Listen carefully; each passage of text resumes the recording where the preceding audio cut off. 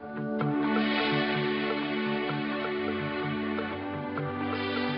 mysteries of the unknown, UFOs, alien abductions, wonders of the world, ancient archaeology, ghosts, apparitions, secret military projects, futuristic science, government cover-ups, hoaxes and frauds.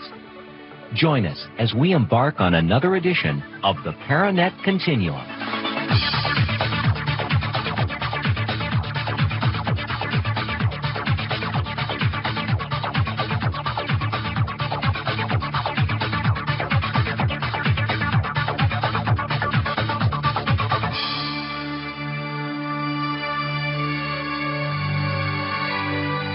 And now, answering questions and questioning answers.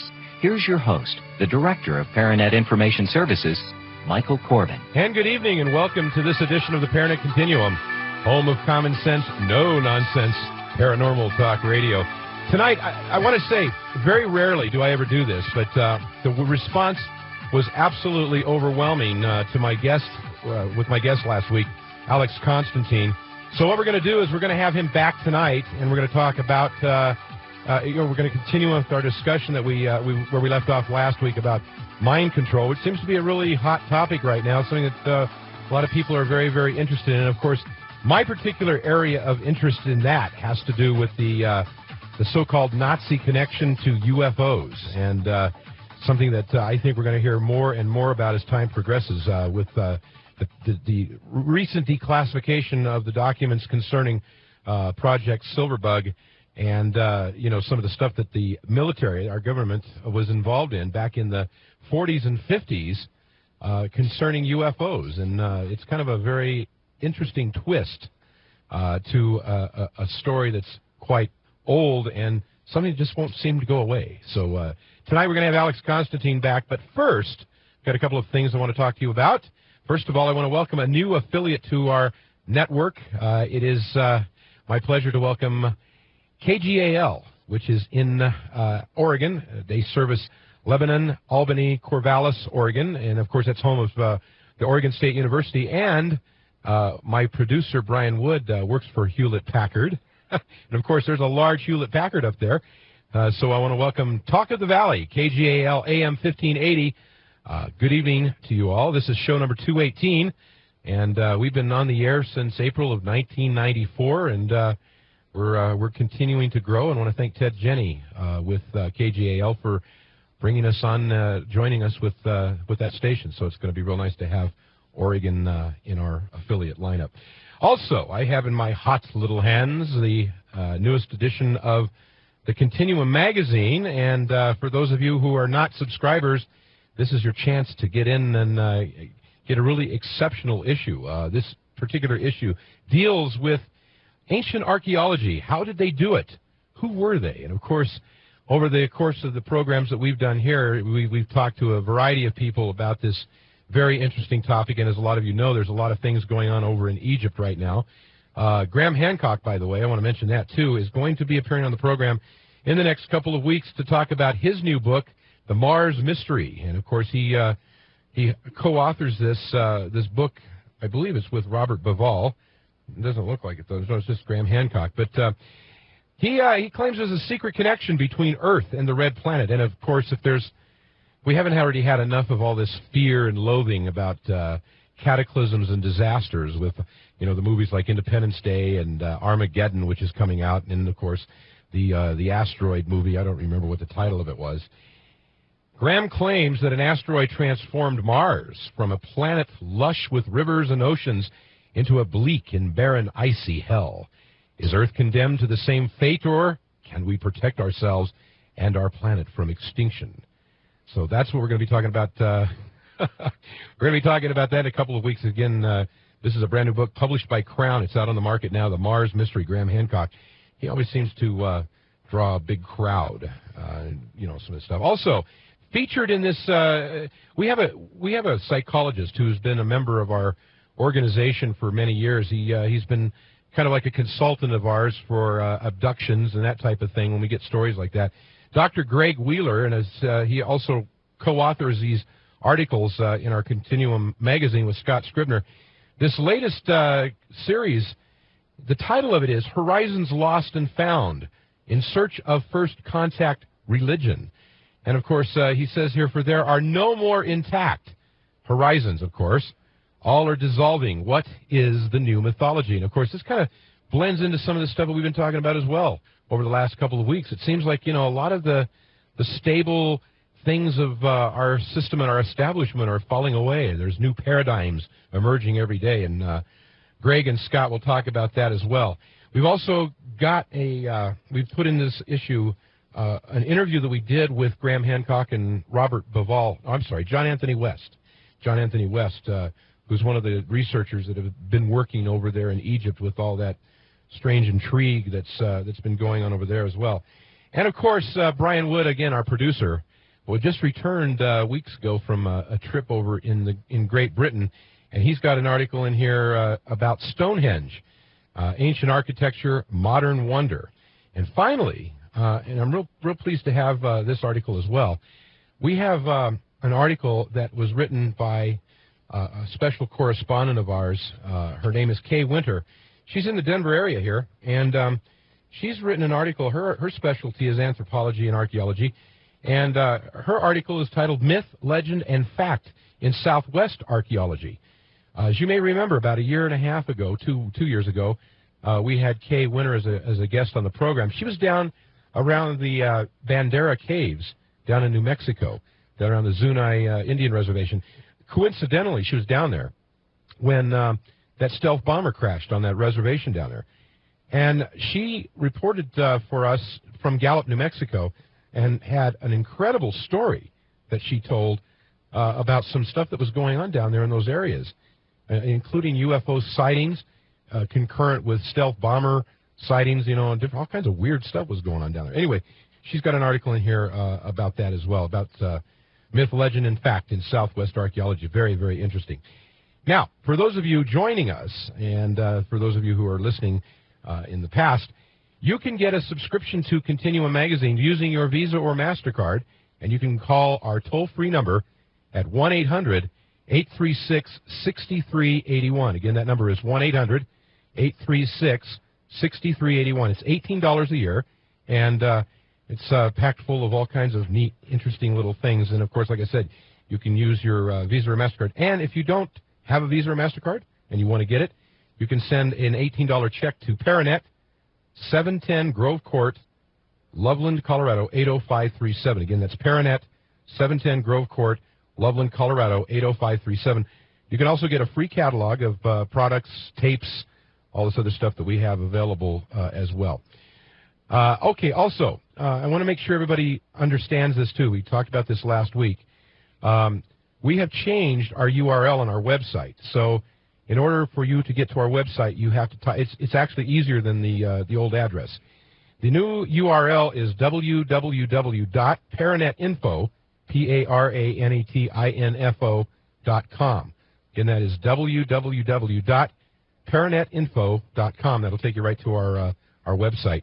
Also, a couple of other things. Next week's program, we'll have Tracy Torme on the program to talk about his research. Now, I don't know how Tracy's been on the program a long time ago. He's kind of an old friend of mine. We go back to the very beginning, like 88, 89. Tracy has investigated some very, very interesting UFO cases, including Gulf Breeze, Florida, that famous thing that was going on down there in 1989 down around Pensacola.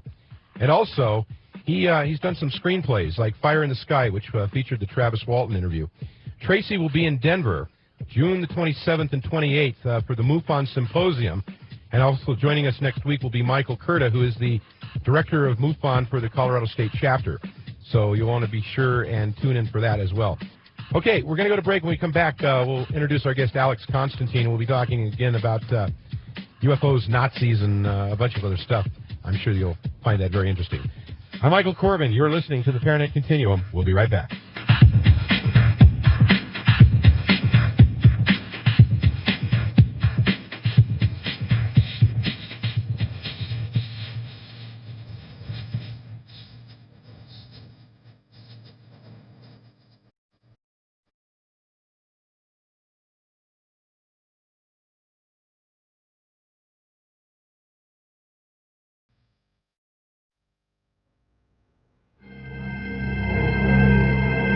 comes to UFOs, it's important to keep an open mind, but not as open as, say, a refuse can. We separate the facts from the garbage on the ParaNet Continuum. Once again, here's your host, Michael Corbin. 1-800-836-2009, 1-800-836-2009 is our studio line. Give us a call. It's toll-free, of course. And, well, first of all, as you know, last week we had Alex Constantine on the program. We talked about quite a few things. And the response was so overwhelming that we decided to bring Alex back and continue our discussion into mind control and some of that stuff. But tonight we're going to kind of focus on some of the Nazi involvement and the subsequent intelligence community involvement in the saucer phenomena. And there's a lot of data coming out that indicates that the government had the capability and did have a saucer that flew as early as maybe the late 30s or early 1940s, and we're going to talk about that. Alex is a journalist from the Los Angeles area. He has published 2 books on the shadowy world of mind control and the CIA. His latest book is Virtual Government, CIA Mind Control Operations in America. And it's my pleasure to welcome to the program Alex Constantine. Good evening, Alex. It's my pleasure to be here, and I just want to let everybody know that this was a spur-of-the-moment thing. I didn't know that I was going to be on the program until just a few minutes before. So it's going to be a little bit off the cuff. I wrote the book 3 years ago, but I'll do the best I can. Well, that's okay. No, we're talking about the one I just introduced about was the Virtual Government, the one you just published. But yes, we're going to be talking a little bit, too, about your previous book, the one you just mentioned. The Psychic Dictatorship in the USA. Yeah, it's been a few years since I read that myself, but... well, I reread it. Just finished rereading it. It's very, very interesting. Well, you may know it better than I do, but I'll give it a try. Well, that's okay, Alex. Everything will be fine.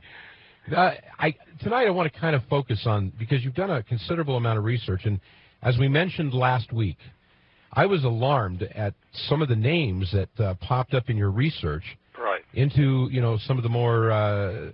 the more terrestrial-based, intrigue, if you will, the intelligentsia, whatever. But, some of the names that you came up with in your research are names that are very well known in the UFO community. Like, for example, Samford, General Samford, and, such notable people as Hillenkotter, Roscoe Hillenkotter. Right. And, the thing that I find very, very interesting, at least in the research that I've been doing, and we've been talking about this about a month and a half, 2 months ago, we had a fellow on who has been working the Nazi angle to the UFO business, and we've been talking about the idea that according to Project Silverbug, this document that was released last year by the government, in 1955 they had a saucer that flew 2,300 miles an hour and attained an altitude of 70,000 feet. Yeah, I think I have pictures of military going back to the mid-1940s. And that's about as early as I've gotten. There have been some claims that they've done work with it before. There was in the 1930s. There were a pair of scientists. Their names were Biefeld and Brown, who worked on an electromagnetic device that was contained within a saucer configuration. And they only made a model, but they were able to make this saucer fly around a maypole, and it was covered by some newspapers of the period. And then in fact, their work ended up in the hands of the Nazis before World War II. I don't know how this came about, but the Pentagon has shown an interest in this form of propulsion. In the 1950s, they took Townsend Brown, one of the original scientists who worked on this design, and he continued to work on it throughout the early 1950s until his death, which was circa 1980. So they had him intensively involved in this form of propulsion, and there's a company down in San Diego that has been experimenting. They're called Scientific Applications International. That's SAIC for short. And they've done a series of experiments on electromagnetics, and various other military outlets have as well. So they're working on very advanced designs. I explained some of the original designs and how they operated. Well, they're getting into some heavy-duty things, and I think if you go back and look at the progression of photographs, starting from the Olympus sighting, there's for instance, this was the original sighting, the first one in 1947. There was a crash involved. There were some pictures drawn, and one of the witnesses drew a wing on the back of this thing, and I have a research friend who tracked down the wing to a company called Horten Aerospace. So it wasn't aliens flying this thing around. It was very terrestrial designers. Yeah, and that's what's so amazing to me. The other thing, too, that you talked about last week, which kind of surprised me as well, you know, in all the research that I've ever done, and I've done a lot, and I unfortunately didn't come to the party, if you will, to the segment of research that you've done when it comes down to the intelligence community's involvement. However, I was really surprised to hear that the government did know what Foo Fighters were. Yeah, in fact, there were American personnel who spotted these things. One of them was actually went to work with some of the paperclip people, and I can tell you, like I mentioned the last time I talked to you, that the people who came across this technology or had anything to do with bringing it back to the U.S. ended up in very high places in the United States government. They were rapidly promoted. Very interesting. And now the Nazis themselves, of course, the NASA scientists are well known, the paperclip scientists, and they're actually honored in the United States. And many of these scientists were involved in atrocities in Nazi Germany. One of them was one of the most prominent, had his photograph in a prominent place at Ohio University. His name was Hubertus Struckhold. You may remember an X-Files episode where Mulder follows this Nazi agent to a barn, which gives access to an underground tunnel full of files on American citizens. And on the side of the barn, it says Struckhold Mining, which was, I just about fell out of my chair. I would imagine. Hubertus Struckhold is known as the father of American space medicine, and he worked at Dachau and did experiments on prisoners, including torture and death. That's amazing. That's absolutely amazing. Well, that's the caliber of scientists who contributed to our space program. So. Now, before we go to break, I want to ask you, why do you? What is your basic premise or your basic belief? Why do we have such a prevalent, I guess, a belief in the culture about aliens when there's a good possibility that some of this that we're talking about tonight could explain a lot of the weirdness that has been plaguing us for 40, 50 years? Well, for one thing, I defy you to sit down in front of a television for 5 hours and go through the channels and not come across the word alien. Absolutely. It's permeated the entire culture. Yeah. And supposedly it's top secret, but I mean, how many top secret activities do you see on television every time you turn the thing on? Yeah, hold that right there, Alex. We'll get back to that in just a minute. 1-800-836-2009, 1-800-836-2009. Alex Constantine is my guest. We'll be right back after this.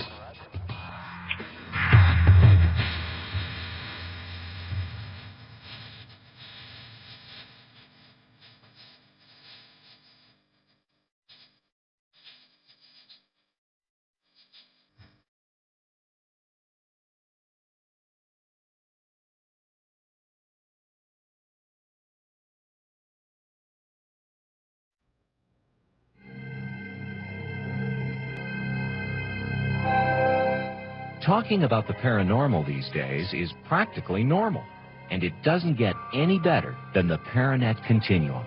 Once again, here's your host, Michael Corbin. And again, our number is 1-800-836-2009, 1-800-836-2009. Returning from Los Angeles is my guest tonight, Alex Constantine. Alex, I wonder, several years ago, there was a publication that came out as a reference text. It was the FEMA training manual. And in that training manual, there was a section in there about UFOs, which a lot of people found to be really peculiar. You remember that? Well, I find everything coming out of the Pentagon to be peculiar. Well, anyway, the thing is that they highlighted as I recall, a 1942 air raid over Los Angeles, where there were several blips of something detected on radar, but they were never able to see them. Yeah, I remember seeing a photograph from the LA Times. It was on the front page. Yes. I'm wondering how much of this that we're talking about has to do with that. Well, I think they've been intensively involved with these things for a long time. Like I said, since the 1930s. The Pentagon really had no intense interest in the UFO design until the early 50s, and then it just jumped and started pouring money into it. So I think what happened is that you had some preliminary work on the prototypes that were developed and shown to the Pentagon, and it took maybe 4 or 5 years before the brass realized that these things actually had some potential. Where did they? Who was the first ones to design the circular airframe? Excuse me? The circular... Yeah, who were the first ones to design the disc? Was it the Nazis, or did someone... I mentioned in 1930, it was like circa 1933 or so, there was some work with that configuration, but the British took the original Foo Fighter and came up with the saucer design, and then they gave it to us. Now, when you say they gave it to us, who would have had control of that? Would it have been the intelligence community, or what part of the government? Yeah, well, you had this merging of wealthy financial interests and the national security elite, and melding into the CIA. This occurred in 1947, and that's sort of the center of activity. I look at the CIA as sort of a branch of the Pentagon. I know that they're kept distinct in most people's minds. Right. So basically, their purposes are the same. And the intelligence community within the Pentagon coordinates with the CIA. They have set up a branch within the FBI that's another division of this underground security elite, and that's Division 5. And that was one of the 5 fronts for the Kennedy assassination, as a matter of fact. As I recall, the Torbett document talks about Division 5. Yes, it does. And actually, this division has worked up some mind control technology of their own. And there are familiar figures in the history of UFOs, including Bannister and Clay Shaw, Guy Bannister and Clay Shaw. And they go back to the Paperclip and Operation Lusty, which was another operation to bring the technology to the United States. They were involved in this gathering and also involved in the Kennedy assassination, according to many sources. Now, let's go back to Nazi Germany. All right. For a second here, and let's talk about, they were working on, what they were working on. They were basically performing heinous experiments upon human beings, and they were developing mind control technology specifically for the purpose of what? Well, they got involved in some crude forms of mind control in the concentration camps, and I think it really did. In the United States, it was fairly crude for a decade throughout the 1950s. But they had some real successes in the early 60s, and things taken off ever since. If you remember, in about 1977, 78, Jimmy Carter fired about 800 CIA personnel. Right. And they went out and set up their own proprietaries, some of these people. Some of them went into business for themselves. But these people were let go because the concentration at this time is in mind control from that point on.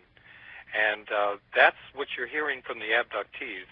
What they're describing is exactly the same thing that subjects of electronic mind control have talked about.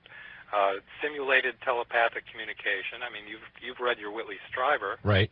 And I believe in his first book, he doesn't talk so much about aliens. He doesn't know who he's communicating with. And I think he had some sense in the beginning that he was communicating with the intelligence community. Well, I remember that in his book he talks about being taken to what he describes as some kind of a camp. Yeah. Where he sees aliens and also military personnel. Yeah, a lot of these aliens are described, and there are some people who will swear that they're the result of genetic experimentation. And I would say that's a plausible theory, but I think that there are other abductees who've been exposed to virtual reality episodes and hypnosis, and they don't have an accurate recall of exactly what happened to them.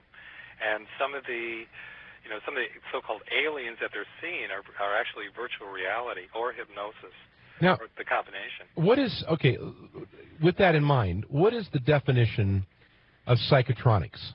Psychotronics, well, that's very simply electronic devices that are on the brain's frequencies.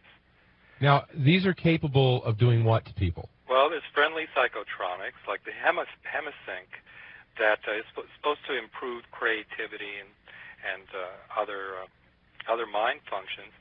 And then you have the military use of psychotronics, and of course the Pentagon is involved in the business of death and torture and so forth. And those devices are being tested out at the present time. In fact, I just pulled up an article from a military journal today that talks about this. that this is the wave of the future. The Pentagon recognizes this. They have a heavy public relations push on to sell it to the public as non-lethal weapons. So the mind control technology is buried in the non-lethal weapon technology, which includes everything from beam weapons to that spray goo you read about in Time and Newsweek. Right. So essentially what's going on here, and this is kind of the way it looks like it shapes up when you start doing the research and you start checking this stuff out, yep. We're seeing technology that has been developed behind the veil of the black budget, if you will. Yes. That has been designed basically to control or subdue masses of people. We're seeing that some of this technology now coming through into the civilian sector. Yes, it is. All of the police departments and things like that. In fact, they're very interested in the mind control technology. They're really gearing up for that. What are they trying to do? Where are they going with this? Well, they have, they have their uses for it. There's a device that's capable of looking through clothing, for instance, as one non-lethal device, and it can find a gun you might have on your person, or a knife, or drugs, or so all the police have to do is drive up and down the street and check out what you have in your pocket. Right. I mean, they have all sorts of uses for it. They have surveillance possibilities. They can subdue criminals with it. If they can even kill. I mean, there was I believe the Zapping of America by Paul Brodeur. He talks about the military use of a pulse, a microwave pulse, and it's very simple. All you have to do is match the pulse to the human heartbeat, and the human will keel over. Really? Yeah, it stops the heart. Interesting. So you can, from the very simplest applications up to lethal. And there's nothing non-lethal about these things. All you have to do is turn up the amplitude. So it's kind of like doublespeak, like George Orwell talks about. Exactly. Yeah. Okay, hold on. We'll be right back after this. I'm Michael Corbin. This is the ParaNet Continuum.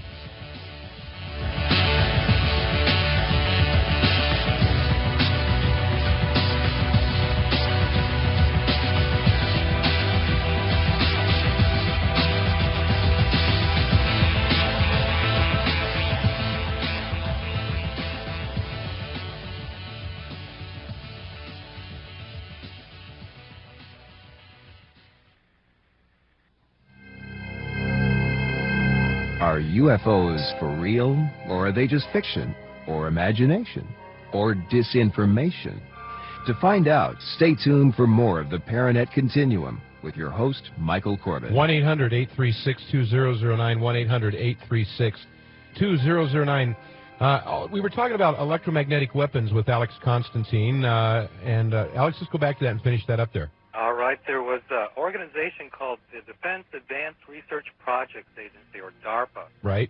Since shortened to Advanced Research Projects Agency, and of course they're famous for giving us the Internet. Well, they had an integral role in developing these things, and there was a doctor. In fact, he was a fascist. His name was Dr. Jose Delgado at UCLA, who had done work on placing implants in the brains of children who, without their consent or knowledge, right, sort of captive.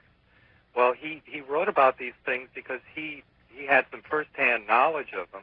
His financing came from the CIA and the Navy, and he considered these things, quote, more dangerous than atomic destruction.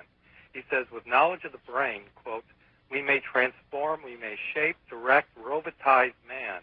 I think the great danger of the future is that we will have robotomized human beings who are not aware they've been robotized. Well, that was back in the 70s, I think, wasn't it? This was actually the 60s. Late 60s? Yeah.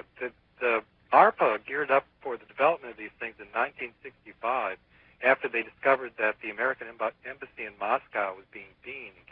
And that was a warning to the Pentagon to not get any ideas about developing these things. Right. Now, let's talk about this, the implant, the brain thing. Yeah. We have a lot of people today that tell the stories about what they perceive, and I'll be the first to say that I do not, downplay these people, because these people, in my opinion, are genuinely sincere in their belief that something extra. Absolutely sincere. Yeah, and the thing is, how does something like this work with that? I mean, if this can explain what is going on with the abduction phenomena. How are they doing this to people, and how are they selecting them? Well, this coincided with the development of electromagnetic weapons in the 1960s. There were doctors, basically at UCLA, but other places as well, who had developed these implants that, and in fact, they were extremely dangerous back in the 1960s. There were subjects who were paralyzed for life because doctors had opened up their heads and placed implants in their brains and tried to control their behavior. So there are casualties of this experimentation who are swept under the rug. Okay. Now, this is classified stuff. I can't tell you exactly how it works, although I have my ideas about it. Right. And as far as the implants, there are CIA doctors out there who are claiming that they're pulling alien implants out of people's bodies. So I would say check out, if you suspect that you have one, check the doctors out very carefully, because they abscond with the implants, and you'll never see the things again. And of course, there's no way to prove anything other than the fact that somebody says they had one. If the actual device is gone, it's gone. Exactly. There were a couple doctors here. One was directly associated with the CIA. His name is Darrell Sims, and he worked with a Dr. Weir, and they pulled implants out of 100 people, and these implants just disappeared, and they replaced them with just pieces of comb and crystal and that sort of thing. And they don't work that way. These things are transmitters and receivers. They work on a radio frequency that's very low, very long frequency length. And that's the brain's frequency. And once you isolate it and learn how to transmit to it, you can simulate telepathy. How have we been so blind or duped by all this? You know, this stuff is incredible. You know, knowing that they have the capability of, I mean, reading your books and stuff, knowing they have the capability of actually sending a message to your head, yeah, to where you can't distinguish, you know, your thoughts from some voice. I mean, you know, people would know the difference, but, you know, some of this sounds so incredible. Sometimes you can, sometimes you can't. There are victims who have thoughts placed in their heads and they can't differentiate. And then there are people who know that what's going on is a dialogue, and that it's not coming from them, it's coming from some remote source. Do you have any feel for how certain people are selected for the so-called abduction experience? Yes, I do. I've talked to maybe hundreds of victims, and I have found patterns, and one of them is that they will use as a victim somebody who has crossed the national security elite in some way. That is, just to give you an example, there was a scientist at Stanford Research Institute who didn't like the Vietnam War, and he wrote a book about it. And then 20 years down the line, one of his children was chosen as a victim of experimentation. So they'll come along and either use the culprit, the quote, guilty party, or they'll go after the culprit's child.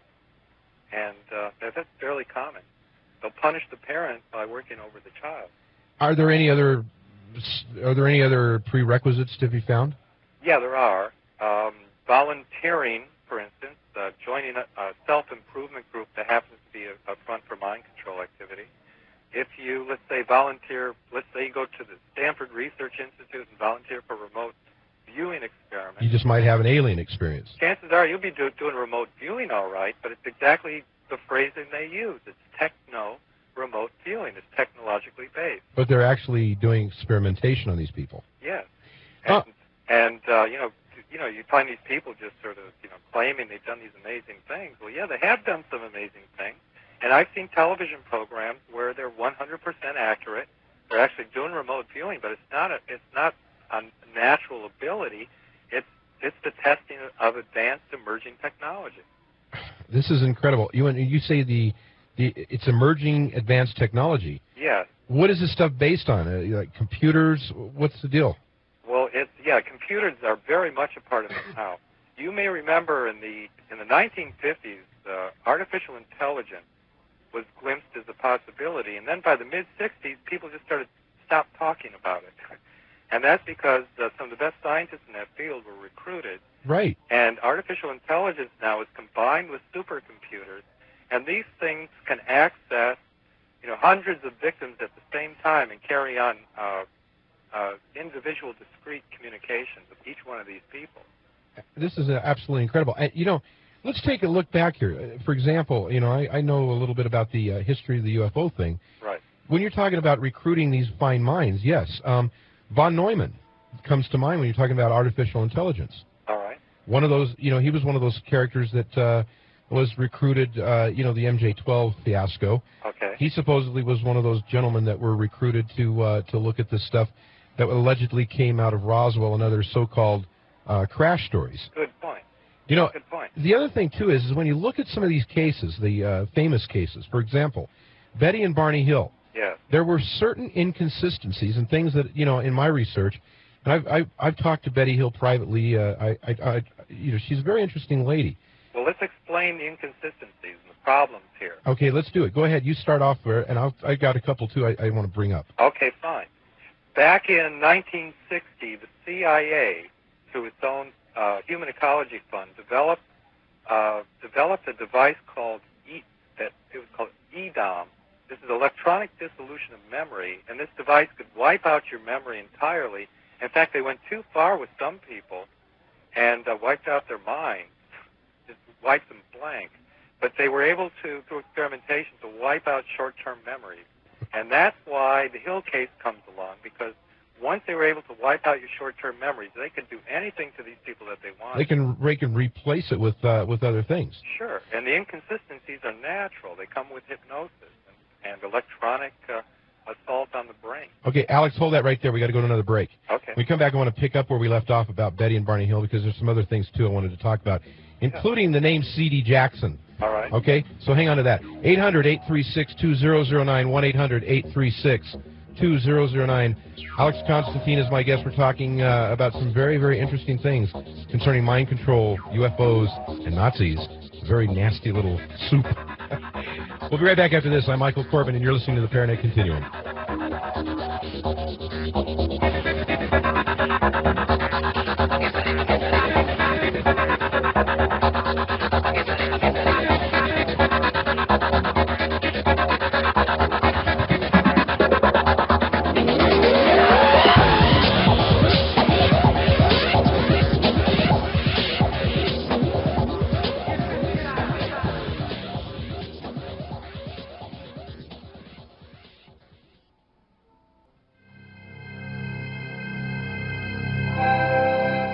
Whether it's online, fax, telephone, or radio, you're connected to ParaNet, the world's most respected network of the paranormal. Now back to the ParaNet Continuum and your host, Michael Corbin. And again, joining me from Los Angeles is Alex Constantine. And I want to thank Alex for, on short notice tonight, for appearing on the program. We had such an overwhelming response, we wanted to get back to this subject we've been talking about. And we don't have much time left in this first hour, Alex, and you're going to carry over with us into the second hour. But I want to kind of pick up real quick where we left off about the inconsistencies with the Betty and Barney Hill case. Yeah. You know, I don't know how many people who have studied that particular abduction case, but, you know, one of the things I found very interesting was the two characters that contacted the Hills shortly after they had written their letter to Donald Kehoe. One of them's name was C.D. Jackson. And you have a guy in your book, in your research, that pops up named C.D. Jackson. Can you give us kind of like about a 1-minute little rundown on who this guy was? Yeah, excuse me for laughing, but this is such a scam that they pulled. Yeah. C.D. Jackson was a mind control operative. He's one of the original Mockingbirds.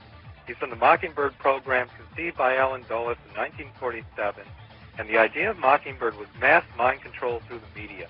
C.D. Jackson was one of the early Mockingbirds. Another one was Richard Millen's case, incidentally. Uh-huh. He's come up in the news as the leader of the right-wing conspiracy against Clinton. And when you think about it, these mind control personnel are in the publishing business, and that's a little scary. Yeah, that's the thing. Okay, we're out of time. Right. We'll be joining you in the second hour locally, and for the national side, I want to thank you for being on the program with us tonight. And keep it up. Alex Constantine and his book, Virtual Government, is available on the market today. I highly recommend you get a copy of this book. It's very, very important. And, of course, we'll have Alex back again at a future date. If you want to reach me, you can do so, 303-863-0484. Again, that number is 303-863-0484. My email address is mcorbin@dimensional.com. And, of course, Our website, www.paranetinfo.com. Again, Tracy Torme will join me next week talking about his research and his upcoming visit to the Denver MUFON Symposium, so be sure and join us. Until next week, I'm Michael Corbin telling you to keep your eyes on the skies. Good night.